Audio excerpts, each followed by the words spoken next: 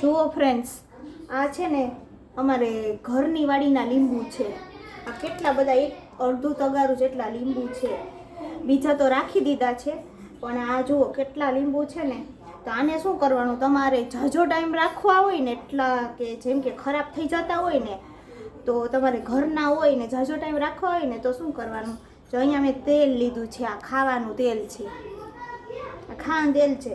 પછી એને છે ને આમ તેલવાળા કરતા જવાનું. જો આ આખી થેલી ભરાઈ ગઈ છે, મેં બધા લીંબુને તેલવાળા કરી નાખ્યા છે. તો આમાં હાથમાં લગાવતું જવાનું અને આ તેલવાળા કરી અને આવી રીતના બધા લીંબુને તેલવાળા કરી અને આમ મૂકી દેવાના થેલીમાં ભરીને. જો આ બધા લીંબુ છે ને હું તેલવાળા કરું છું, એક એક એક એક કરીને હાથમાં તેલ લગાવતી જાઉં છું.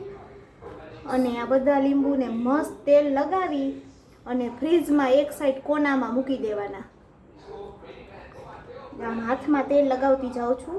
અને આમાં ખરાબ લીંબુ હોય ને, આવા થોડા થોડા ખરાબ, એ ખરાબ લીંબુ કાઢી નાખવાના. જો આ થોડા છે ને ખરાબ છે, અને જે સારા સારા ને એકદમ ફ્રેશ લીંબુ હોય ને એને આવી રીતના આમ તેલ લગાવતું જવાનું અને આમ પન્નીમાં ભરતું જવાનું.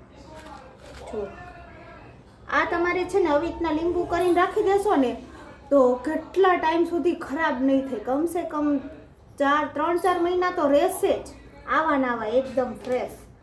પછી આ પનીરને આવી રીતના ભેગી કરી પછી અહીંયા છે ને એકદમ આમ દબાવીને એકદમ પેક કરીને અહીંયા રબર નાખી દેવાનું, એટલે એકદમ ફ્રેશ રહેશે અંદરની અંદર.